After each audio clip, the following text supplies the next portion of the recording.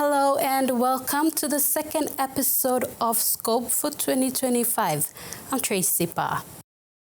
The opening of the Fresh Produce Development Agency's Training Centre in Kainantu last December marks a new chapter for local farmers and aspiring agriculturalists in the country. Named after the longest-serving board chairman of Fresh Produce Development Agencies, Fabian Chow, the Fabian Chow Training Centre will be a game-changer in the horticulture sector. Built with funding support from the Australian government's incentive fund, the state-of-the-art agriculture infrastructure marks a new chapter in the country's commitment to advancing its agricultural sector.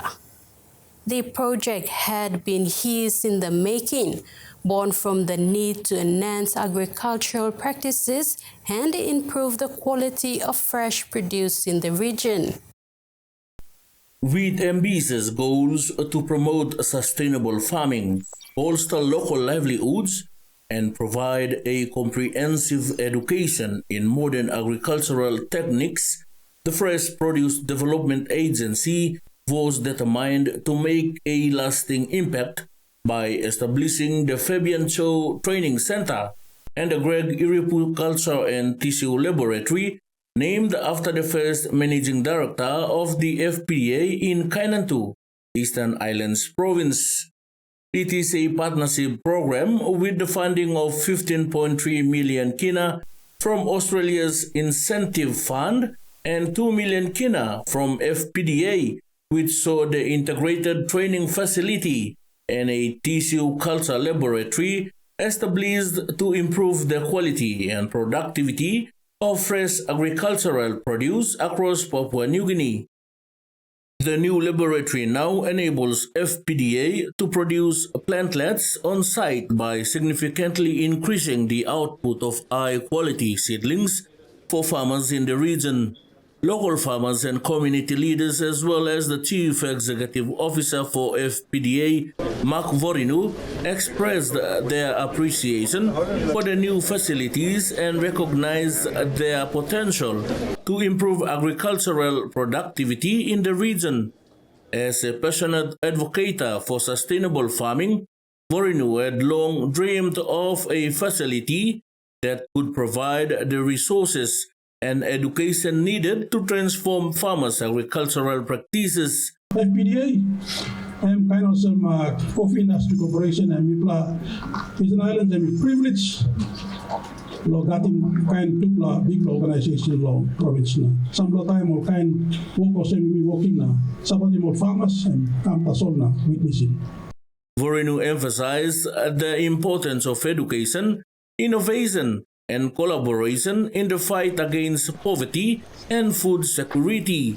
His words echoed the sentiments expressed by the local farmers that with the right tools and knowledge, the land could yield not just food.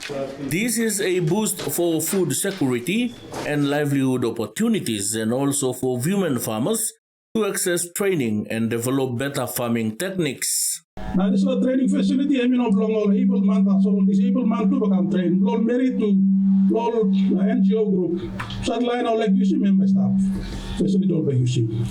The 17 million kina facility reflects the third vision of FPDA and its partners to drive sustainable development in agriculture. By providing farmers with high-quality seedlings and advanced training, the initiative aims to boost crop yields, enhance food security, and create new income opportunities for communities in the Eastern Islands Province. Time plan, strategic plan of 2009-10, there's a culture work one time now. Working one time, therapy organization, supporting industry, sector. There's a culture we build inside the organization where all staff, people are on this side, build organization, leadership, also staff. Plenty work also working, but almost asking plenty is no, all TAs. Right now, people are covering 40 districts, now Papua New Guinea. the 15 provinces and people coverage. FPDA Chairman Fabian Chow encouraged the youths in Eastern Islands to engage in the agricultural training and work the land. All youth stand up along Goroka town, outside Bintango, outside Bryan Vale, see, stand up, nothing. 6 o'clock was my stand up yet. You know, so me like him, also me like encourage him, some like good plan line, long thing him, go back, long house, long papa, walk him all ground. Now look him how you can make him good plan money, long this plan walk. Minister for Agriculture John Boito, who was guest speaker, spoke of the commitment to agricultural development and how the training center would empower the people to not only cultivate crops, but ingenuity and resilience also. Boito thanked Australia for funding the Fabian Chow Training Centre and stated that such partnerships will go a long way towards fulfilling the aspirations of the Marape-led government in the National Agriculture Sector Plan 2024 to 2033. Oh, and I and Mr. Garden of Eden, and let me come up and let me bless him. But no sakin talk. Now you may have no planning. This plan talk rooms, sakin talk, and now come up. That's why we put in this training center. Because all six by you planning here, but you must training because you sakin talk from big finish of punishment and giving me. You be talking me planning kauko, but kauko, you be planning, lo harvesting na karim lo hiti market ya, you mean no sabe. But I tell you me planning, but lo karim lo market lo meeting standard ya, you mean no sabe. Plant your kage, you mean planning, lo karim go, lo exporting too, you mean no sabe. So this training facility, me stop, and lo give him sabe lo you na me, lo me to stop lo legal business, lo move forward, lo meeting is the target, lo government when me plan a plan, lo vision 2050, the National Agriculture Sector Plan 2033, lo me plan by fulfilling all this land. That's why I'm training center staff. Boito highlighted the facility's significance as a bold step forward in the nation's journey towards agricultural transformation. He further called on the people of Kainantu to take ownership and advantage of this facility and participate in FPDA trainings. I'm Mr. Moresby meeting gonna me come back 7 days a week. All months and a block gate to me. 6 o'clock to 6 o'clock now talk me hard work man, but yet all hungry. Suppose you all in ground, you don't hungry. This initiative provides farmers with the necessary tools and training to enhance productivity. For decades, farmers in PNG face challenges ranging from outdated farming techniques to limited access to markets. Many work diligently on their small plots, cultivating crops like sweet potatoes, taro, and coconuts, but often struggle to reach sustainable yields. Boito encouraged the people to work with government agencies to drive rural development, replace imports, create jobs, and contribute 30 billion kina from agriculture to the economy by 2030. Time only give him facility, you hold him ground and look out him. Give him service and very hard. Government laws will give him what them funding assistance from. On FPDA, you make this facility. If Asian Development Bank give more facilities now, come on handle FPDA now only walk him now, give him new plan. Have him talk, look out him now, use him no wave, look out him so you can see more yet. Now. The launch of such facilities and supported by the Australian government reflects the third vision of driving sustainable development and empowering hard-working farmers across Papua New Guinea. The Fabian Chow Training Centre is more than just a facility. It's a symbol of transformation and hope for the agricultural sector. After the break, Port Moresby Nature Park successfully breeds Papua New Guinea's iconic national bird, the Raggiana Bird of Paradise.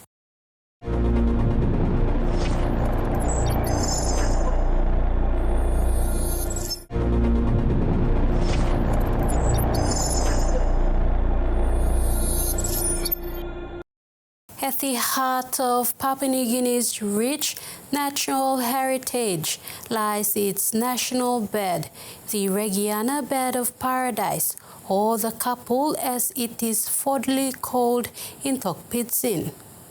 This bird, with its vibrant plumage and symbolic presence on the nation's flag, is more than a creature of beauty. It is a testament to the cultural and natural wealth of PNG. We take you to Port Moresby Nature Park, where history has been made with the successful breeding of this iconic species, a milestone achieved through dedication, innovation, and a shared love for conservation.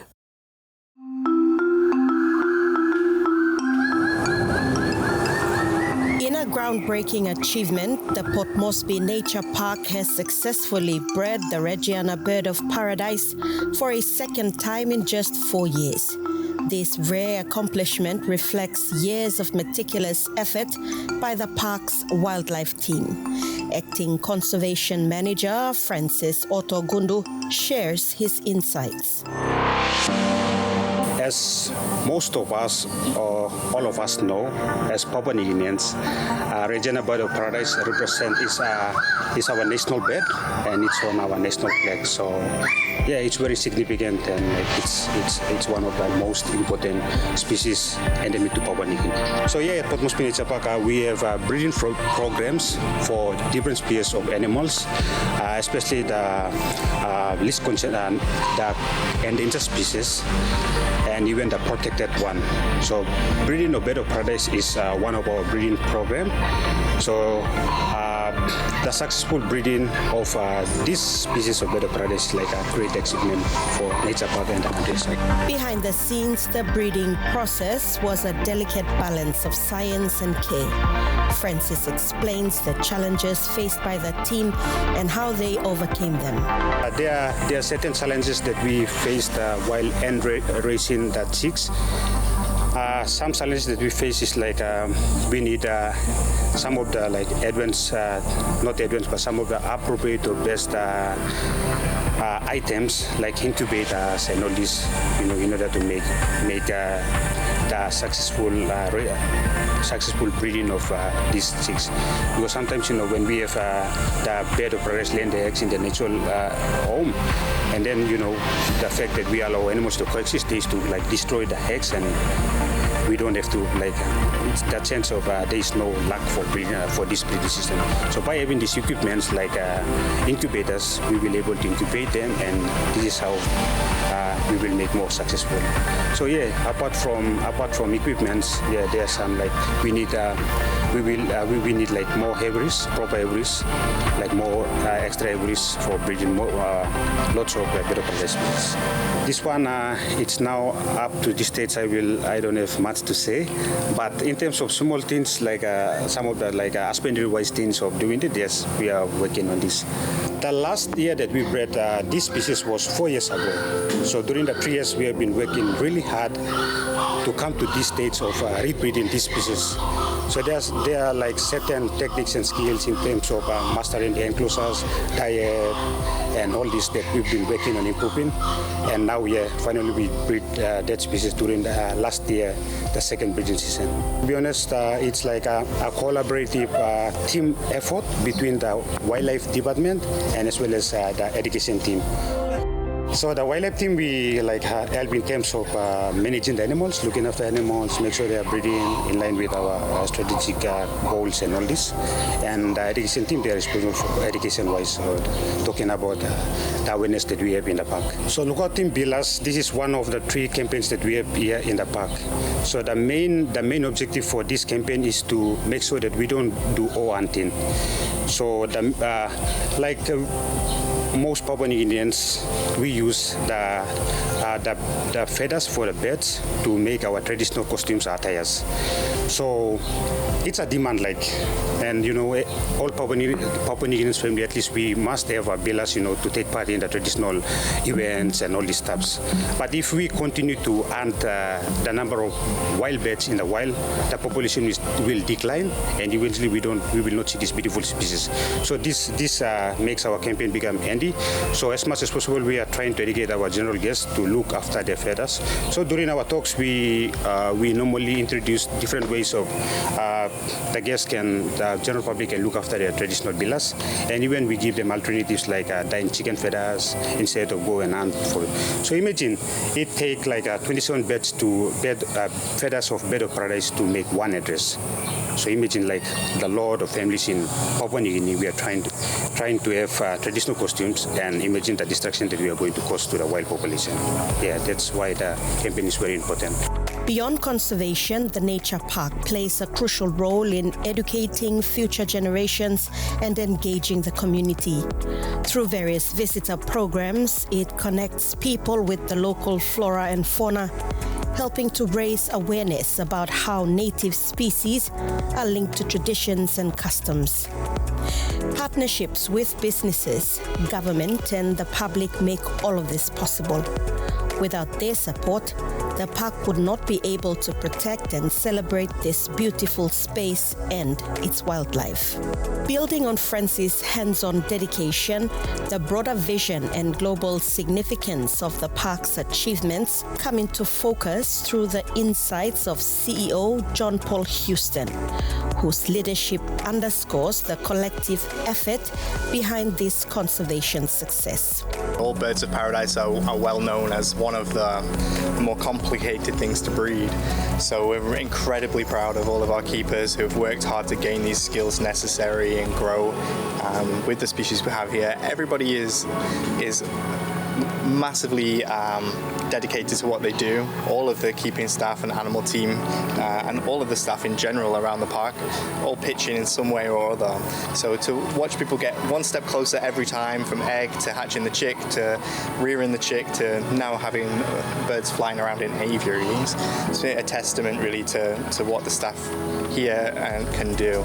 The park's global impact is also a key highlight, with Houston noting how this success puts Papua New Guinea on the world stage. We breed multiple species of bird here, working towards sustainable populations for the park to display, for educational purposes for the 30,000 plus school children a year that come through. It puts us on a great standing with the world. Amid the park's remarkable achievements, Houston highlights the unwavering dedication required to protect PNG's biodiversity, calling for collective support to ensure a sustainable future. Conservation of species, sustainability, education in terms of climate change and biodiversity in Papua New Guinea is an endless job. And so we call to anyone who can help, please do help through the corporate social responsibility or otherwise. We always need the support.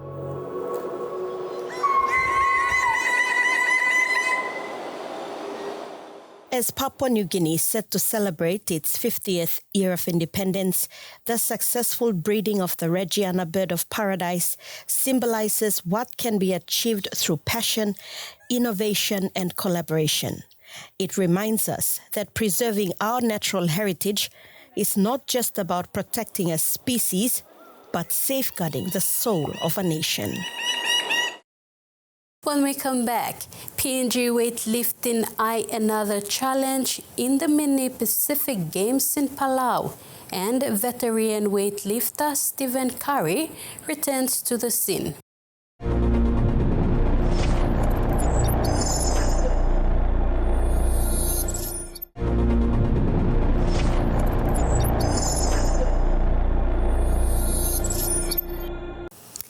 PNG Weightlifting Federation has conducted a final selection trial in Port Moresby in preparation for the Mini Pacific Games this July in Palau.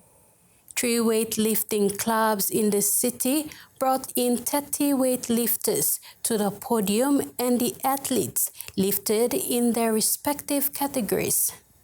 Both men and women weightlifters gave their best lifts in the hope to impress the selection committee that were present at the selection trial.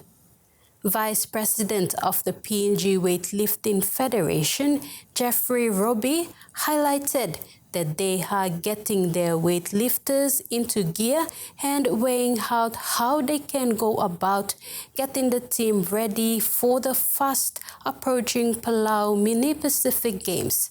Robbie also welcomed veteran weightlifter Stephen Curry, who has not been on scene since 2019. PNG Weightlifting Federation is among a few other sports in the country getting its house in order for the Mini Pacific Games this July. With months counting down, the Federation is hoping to get the best team ready for the event. The preparation began towards the end of 2024, where over 20 weightlifters were identified and brought into training. Throughout the training sessions, the Federation has been keeping a close watch on representative prospects in every category. Towards the end of January, the Weightlifting Federation conducted the final selection trial in Hanuabada at Dikatawas Gym and finalized the team.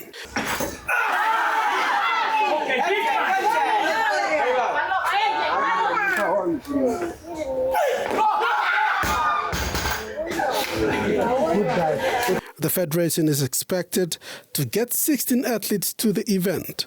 Vice President of PNG Weightlifting Federation, Jeffrey Robbie, was in charge of the final selection trial. He was adamant the Federation will be lining up the best team to represent the country at the Palau Games. PNG Weightlifting Federation, with collaboration with PNG Olympic Committee and Team PNG, we have since December we have had 2 training camps so far, and other training camps are yet to come. We are engaging our athletes, and as the monthly competition, this is our platform to also see where our athletes are. We'd like to send the best athlete there is, that's what our mottos are. At the mini games, we are targeting 8 male and 8 female, and about 4 to 5 officials. Robbie said selected weightlifters will be entering the training sessions in the coming months. He said those who showed promising performances in their lifts during the trials but missed out on selections will be on the radar for future events. The final selecting trials now, and then the athletes will go in for the next two months of training camp for the Pacific Games. The young one will be left behind or will not be selected. Other ones that we're looking at for the next other event that will be coming up. Robbie added that a handful of young athletes have been participating in the recent regional events, including the Oceania Youth Weightlifting Championship. PNG Weightlifting Team Manager Gary Taravatu was present at the selection trials and the team's last training session towards the end of 2024. Taravatu said the PNG Weightlifting Federation is expecting a good team at the Palau Games. We had about 22 athletes in the camp, and we had our club competition in November, December, and this is the final one we're having. So good number of athletes coming up with good results. So we are looking at a good team attending the Palau Games in July. The return of the 2-time Commonwealth weightlifter and PNG renowned athlete Stephen Curry provided a boost that young weightlifters needed while aiming to have a first taste of representative weightlifting. Curry's return to the podium after 5 years is a welcome addition to PNG weightlifting, where young athletes can benefit from his experiences.